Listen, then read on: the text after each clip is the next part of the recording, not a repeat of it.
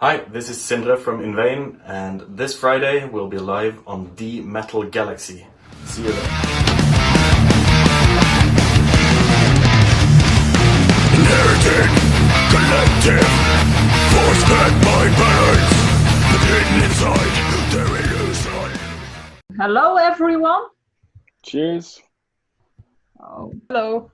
We, as the Metal Galaxy, we are now bringing bands to you. Today, we embark on a journey in Norway, and as it is a progressive death metal with some black, death, and so on influences, we will talk tonight. Join the group, the Metal Galaxy, to embark with us on this journey. So I'm giving now guys from In Vain, Sindre and Johnar, so they can introduce themselves.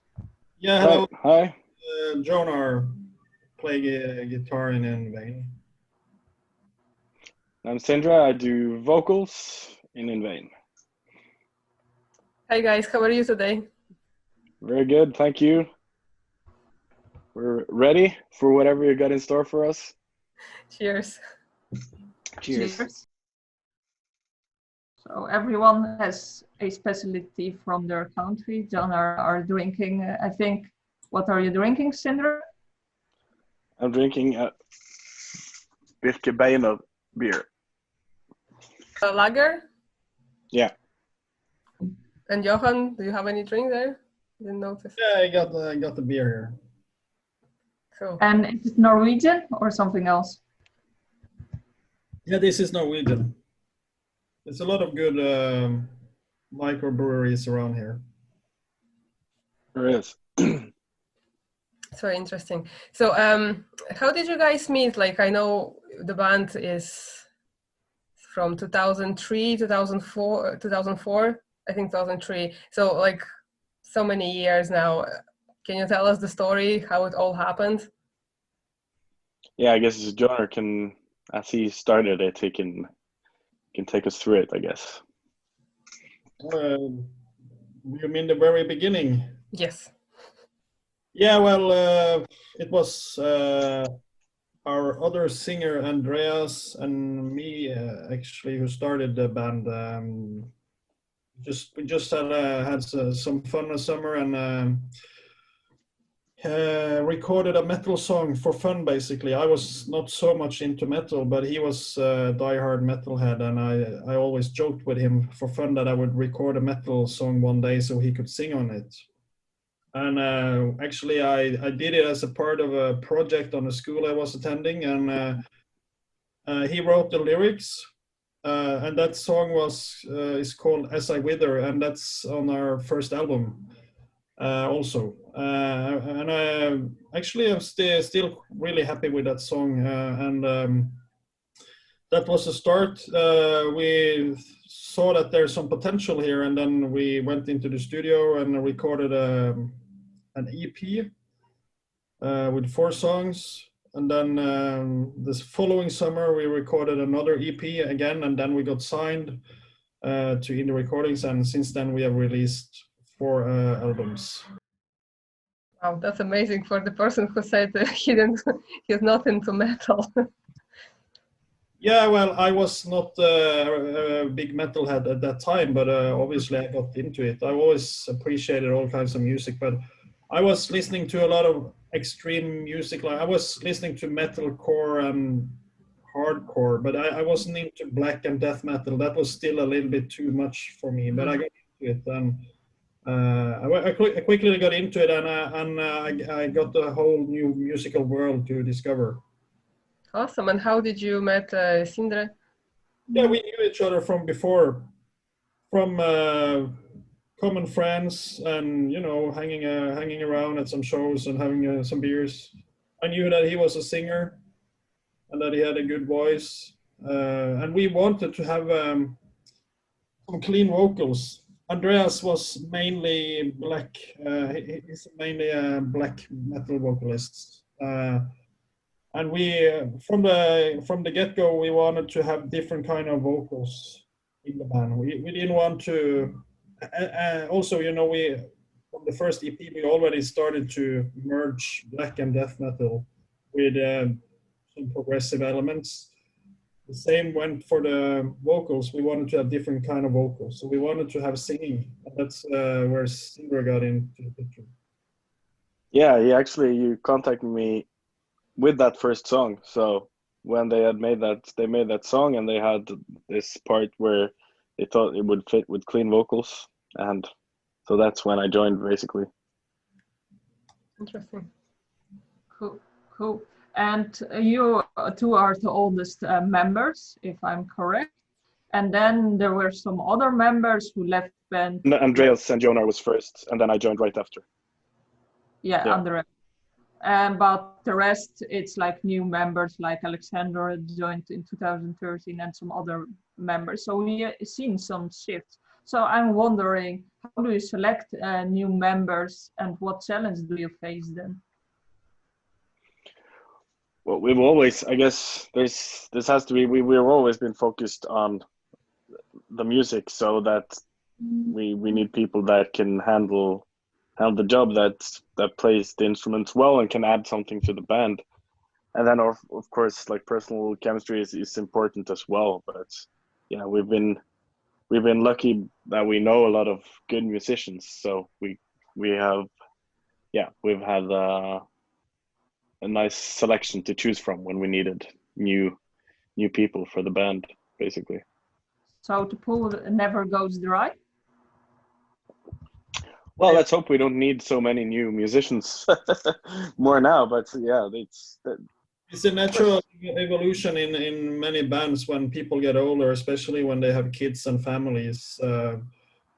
And also, well, we always kept the band at the kind of a hobby stage, but still try to do it as much as we can. But at least I see many bands who are trying to do it full time, and then there always comes a point in time where a lot of members have to quit because they have families and they need more stable income.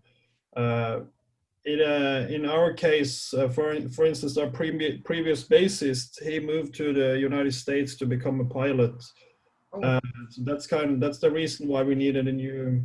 So our session bassist just joined permanently, and we've also had other members who wanted to do other things. And yeah, but when you've been in a band for a long time, it's not very strange that at some point you want to do something else, or you just don't have time or the passion anymore. It's quite normal. Yeah, I imagine. And were there any times that, like, you had some differences with the direction you wanted to go, or was it more at a certain point that, like, the other person wanted to do something else or move to the States, like you stated? You mean different musical direction? Yeah, exactly. Was there anything like that in Vain? No, I wouldn't say so. No, we always like discuss the stuff, but yeah, nobody has quit because of like musical differences. Yeah, we usually end up with a product that we're proud of. So it takes a lot of time and a lot of sweat to make an album. But yeah, usually we end up with things we are really satisfied with. Cool. But I think, like you said, like if you select it carefully and so on, then it's much like easier to go with the product that you are proud to deliver and so on. So yeah, that also always I think has to be like the goal, or what we work towards. That we don't want to release something that we're not proud of, or we don't think is as good as it should be. So yeah, we'd rather use one extra year to make the album perfect than release something that is okay. Yeah. Best strategy, I suppose. Yeah. Certainly, like that's like if you look at In Vain in overall, it's so much dedication and so on. It's so carefully pieced together and so on. It's like a puzzle that fits correctly. Thank you. Yeah, it's good description. So Johan, you mentioned about a bit of your influences. Could you please specify what kind of bands you were into? You say you mean in the past or now?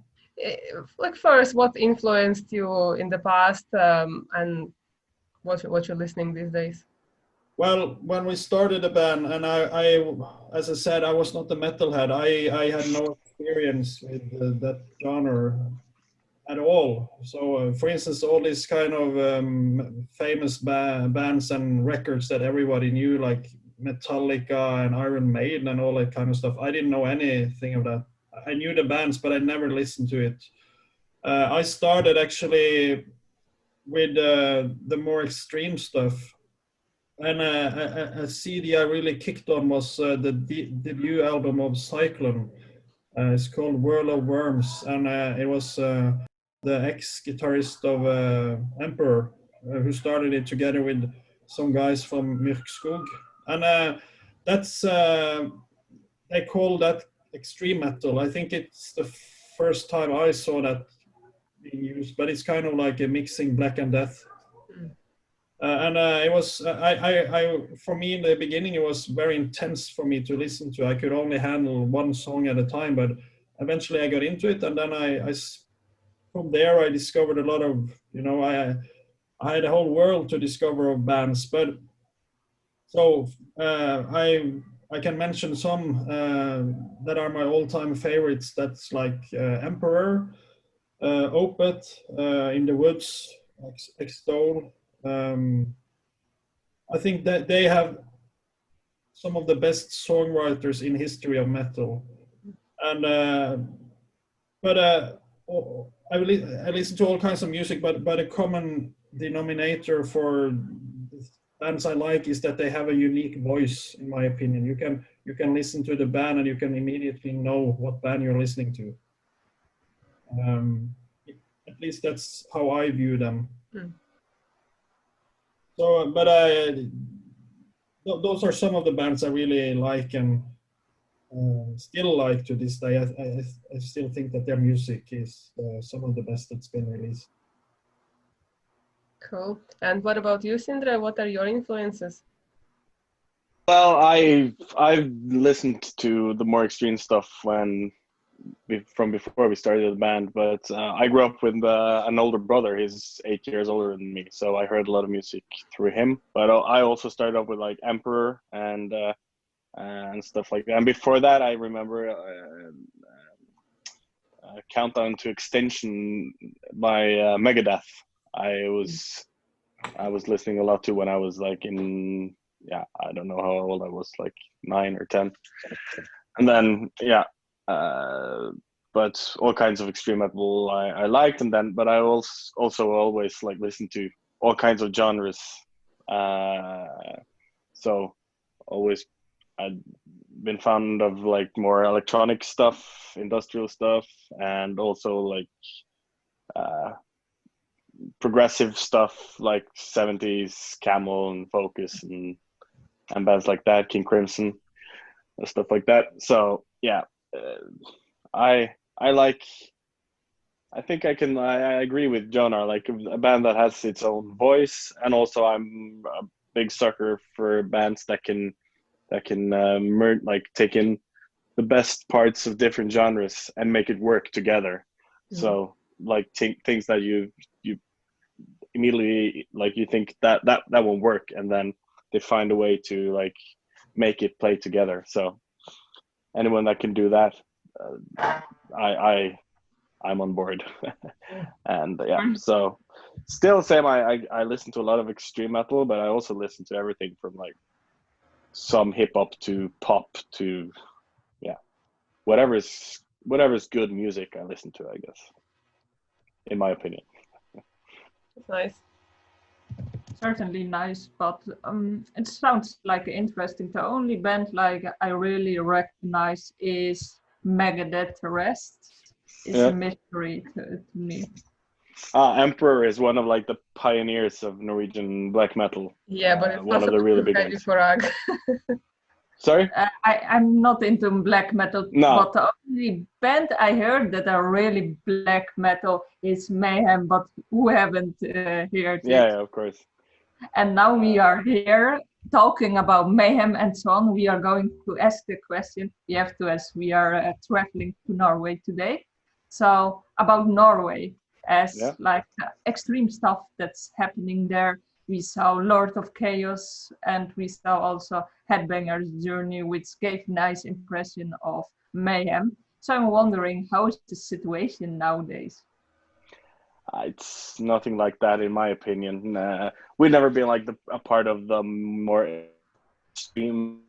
All of the stuff that you mentioned happened when I was a small kid, so I was not a part of the scene then, and so it's not much. It's much more about the music these days, which is a good thing, I think. The bands are getting better. Like when black metal started up, it was like a classic youth revolt, and then a great music came out of it, and now it's like been polished and gone to every different directions.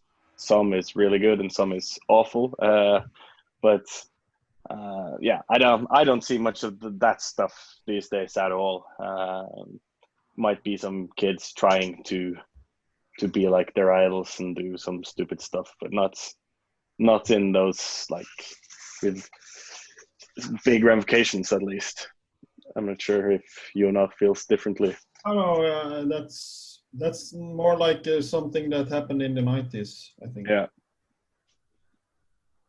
And I think it's a few rotten apples that you find there, and it's like highlighted into the press. Yeah.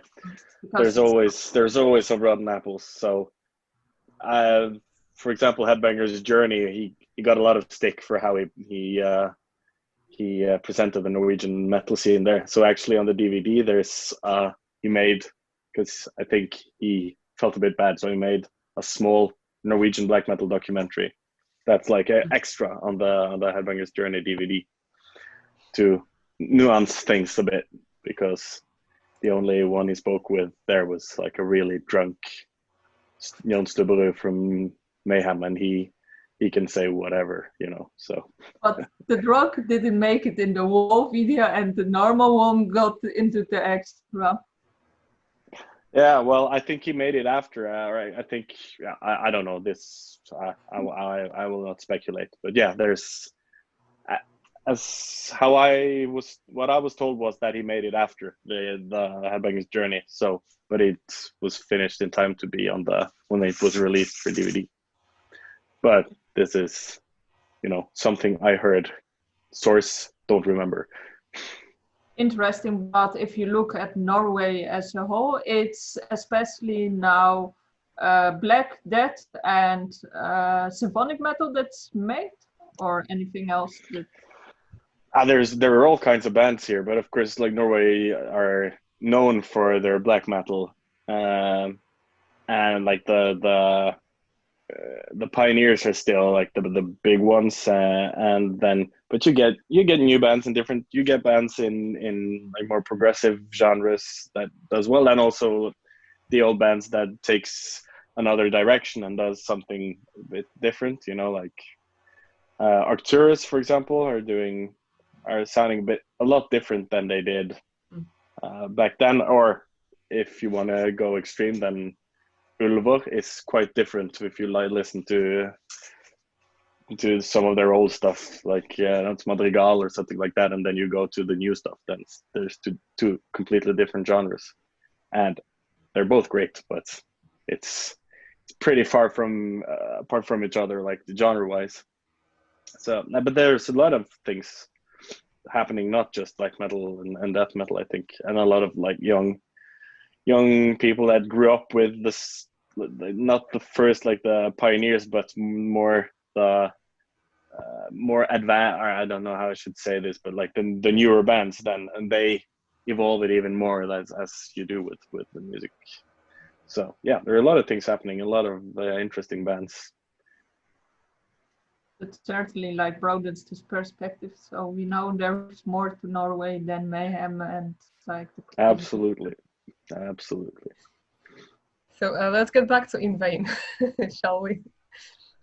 Question I'd say would be more for Johnar. How to actually say your name? Is it Johnar, John? Well, in Norwegian, it's you can try in Norwegian if you want, and then if not, we do the English version. But it's Jonar. Junag. What? Jonar. Junag.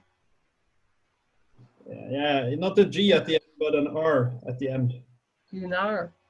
Yeah, so something like that. Junar. Yeah. Okay. Yeah, So if I call you Junar, I might forget. that's correct. Okay. So a question about the name of the band. Is there any story behind? How did you come up with it? Why is it in vain? No, it's the story is, this is the band. This is the band name we always had, and I wanted. Well, we discussed that we wanted to have a band name that ended with in vain, but we wanted to have actually a word in front of it. Some kind of word, but we could never come up with a good word, so we just ended up with in vain, and it's it's kind of it's not super creative. I'll be honest with you, but that's that's the band, the name we chose back then. So there's no special story behind it. It's no message. It's just the name of a band. And why did you like In Vain? We liked the sound of it, and it kind of fits. Well, that's how we felt back then. That it fits with fits with the music, and yeah, it has kind of a little melancholic vibe to it. Fair enough. Yeah. I agree with the description. I think that In Vain softens a little bit, and then you hear the music. It's like, if you look In Vain, it's like, how do you say? It's so much things. It's a very broad band, and then In Vain, it's very easy to remember, and there are not so many. I think no one is called In Vain, so it's easy to search and so on. At least when I went to concert, the name stuck in my head, so at least it's memorable. I think it's the music that makes the band name. You can have whatever band name you want. If you make good music, then eventually the band name will sound cool. I mean, maybe a bad example, but for instance, AC/DC. If I started a band today and said that's the name of my band, I don't think you would find it very, very cool name. But that's one of the best rock bands, in my opinion. And then everyone thinks the name is great as well. Yeah, but if you can't pronounce a name, or it's too difficult, or if you Google it and you see 10 different types of band, then it gets confusing, I think. So it's the music, but I think also the easiness of finding the band. Yeah, absolutely. It's of course it's cool if you can come up with a creative name. That's great if you can come up with something creative. But at the end of the day, it's the music that's going to be what you have. Exactly. That's the important thing. Yeah, and that's the one that really sells and gets fans. So we are now on the music topics. So Sindre, I saw a few behind the screens, mantra and so on. So, and you have there a nice piano and so on. So can you tell us about composing the music together? Well, it's Johnar that composes the songs, and then how we done it like the last two albums, and we're doing right now with the new album. He sends the songs, and then he has some ideas for the vocals, and then I make some ideas for the vocals. Me and Johnar get together, like discussing the songs, how they like structure wise maybe, and what things work, what doesn't, and then we exchange like ideas on the vocals, and we record like pre-production vocals, try out different stuff and different vocal styles, and and then we send it around to the rest of the band so they can listen to it and have their input if they got something, and then and it's sent around so Kjetil, the other guitarist, can play his solos, and Alex puts his bass on a lot of songs he did already on for the upcoming album, Yeah, so it's Jonar is the composer and of the songs, the structure, and then we like arrange it and we make the vocals together, like how the vocals should be. I don't know if you want to add something, Jonar. Yeah, that's quite true.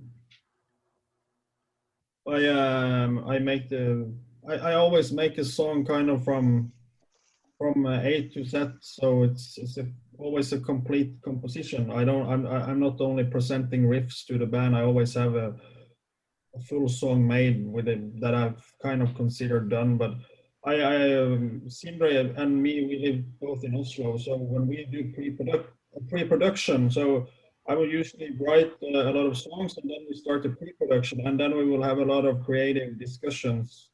Okay, we start to, the vocals are really the key. You can have great guitar riffs and everything, but you need to find out how to make the vocal fit into the song. And in that phase, in the pre-production, we will discuss, and maybe we will figure out, okay, maybe we should leave this part out, maybe we move that riff, maybe move it. Sometime it even happened on, for instance, on our previous album, we split the song in half because we liked how it turned out, and we decided we need to make more out of this riff, and we split the song into 2 new songs.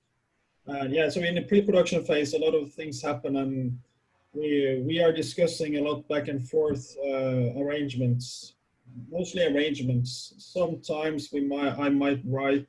I see, okay, I need to write some more riffs or whatever, but mostly it's about arrangements and to solve the vocals, to figure out how the vocals should be.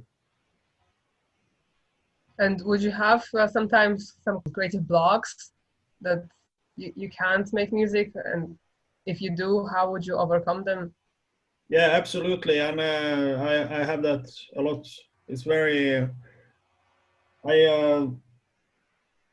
I feel now that I have it more and more. Actually, I kind of feel that for every album it might be the last, because it takes so much time to make an album.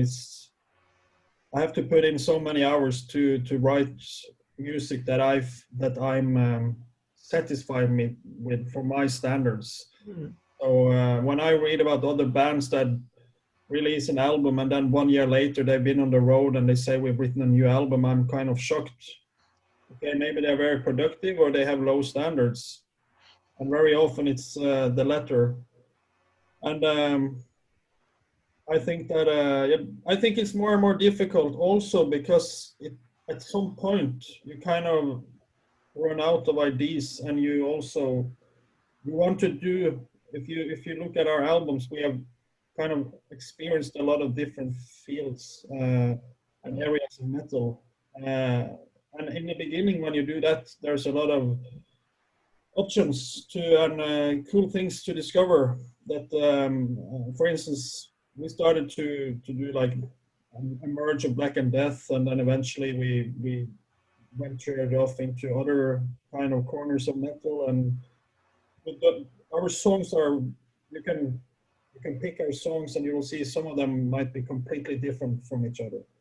But eventually, I try not to use the same kind of tricks as on previous albums, but in the end it's kind of difficult to avoid. So I think, definitely creative blocks. And I think it's also related to, I struggle to find new bands these days.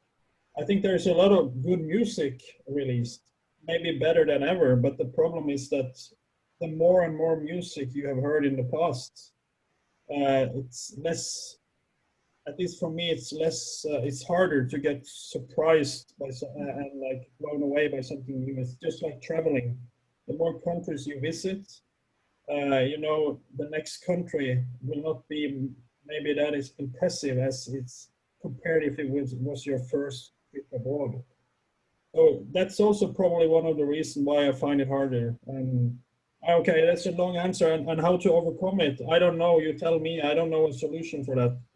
For me, it's been persistence. You just have to continue to work and put in a lot of hours. And actually, that's also a tough part because if you're a farmer and you go out to work in the field the whole day, you will always get something out. You will get a yield on at the work, but you can spend a whole day trying to make music, and might not produce anything. Mm. Those can be frustrating. But where do you get your inspirations from? Did they just come, or? I just sit down and I try to get into a really, if you kind of obsess with something, let's say that you have a dream about something and you start to obsess about it, and it's always on your mind. Maybe you have a goal to achieve something or whatever in sports or whatever, but if you are able to get obsessed so much about it that it sticks on your mind, you sit on a bus, you think about it. That's the kind of mentality I try to get into when I write music. And eventually, if I get into that mentality, which always takes a lot of time, I can be quite creative and write a lot of music.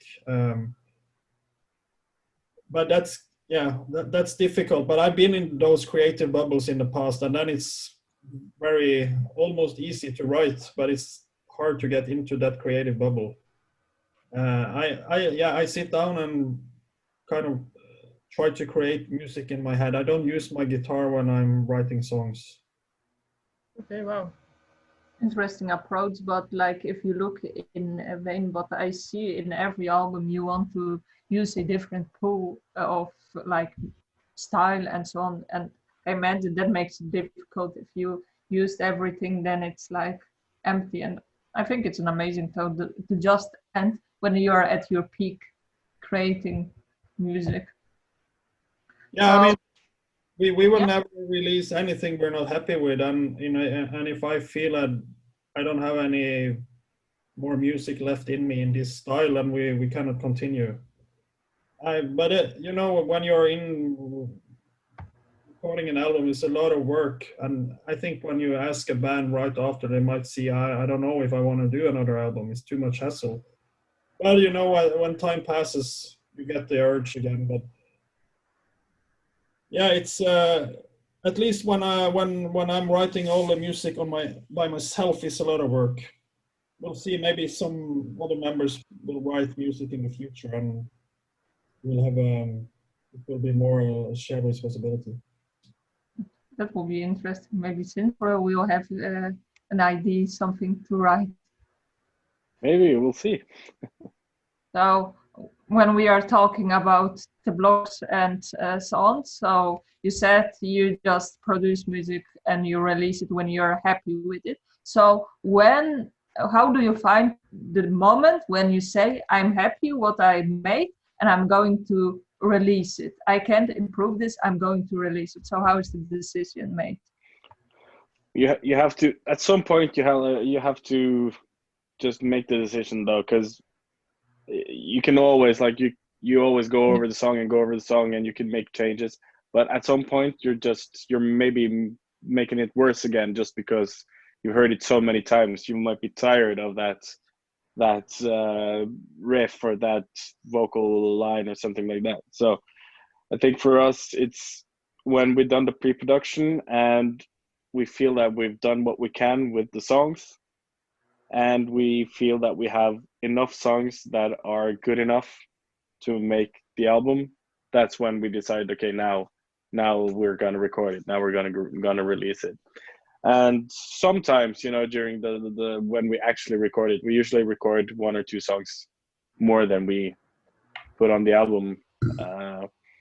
And sometimes there's a song that in pre-production we didn't think that would be that good, but then when we do the actual recording, it turns out to be, oh, this is really good. And the other way around, a song that we might think this is gonna be the best one on the album, and then maybe it's not that after all. So things can change, but I think that's when we feel we have enough songs for an album that we are satisfied with, that's when we do the final recording and decide to put out the album. So. And yeah, you mentioned good enough. So what's the definition for you, good enough, and what's it for you, Johnar? What's the definition? It's good enough. Good enough. I wouldn't use that word. It sounds very low ambition to me. I would say for me, when I know the song is done, it's usually when I have the right stomach feeling. If I don't have the right stomach feeling, or yeah, I usually go by my stomach feeling, and if I don't have the right stomach feeling, I know that something needs to be changed. I might not know what, but I know that something needs to be changed. And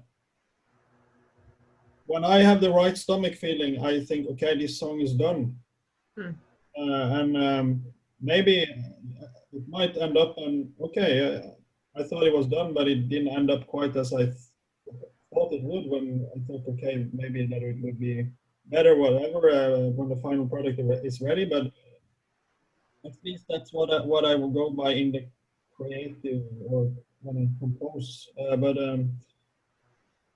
So I wouldn't say good enough. I mean, good enough sounds too, like, not that the ambitions are high, but it's well, it is when we like the song, when we think this is a good song, then we will record it. It's not like, okay, but maybe we should change that because people will not like that. We only do what we like, and we think it's good, of course. And then all the members, we release an album and people can shoot. We maybe discuss the track list or whatever, but it's, yeah, good enough. It's good enough means that we are very happy. Absolutely, that's what good enough means. Interesting. And make music by the stomach feeling. It's quite nice, like, and unique. Good approach. Yeah. You can never go wrong there. Unless you have food poisoning. Of course, I mean, there, as Sindre said, this has happened in every recording. We always have one song we're sure, oh, we are certain this is gonna be great, and we are one song, we don't think it's gonna work, but okay, let's try. And then there's always, I call it a dark horse that surprises us, and ends up being maybe one of the songs we like the most. So that's always interesting. Yeah, so no wonder you're like getting such a good reviews for all the albums. Yeah, 9.5 average. Like, I was like, whoa, current like 9.5, but the other ones are really good as well. Yeah, 9. Where did you see that, or there's some site? In your email, like, I calculated it Oh, yeah, was oh, yeah. 9.5.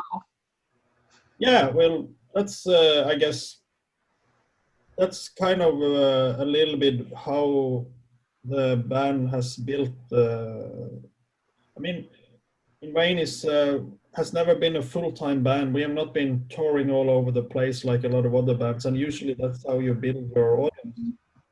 But I guess in our case, since we have not toured that much because we've all been busy with work and etc.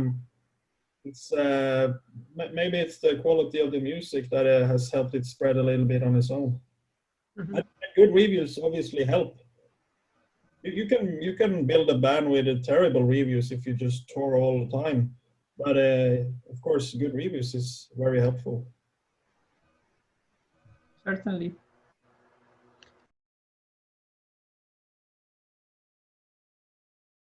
And you're working now with Jens Borgen. So how did that start? How did you meet him? And how does he help to contribute to your music? Well, we liked the sound on things he had produced in the past. He can twist the knobs better than and we can do. So yeah, we need somebody to do that for us.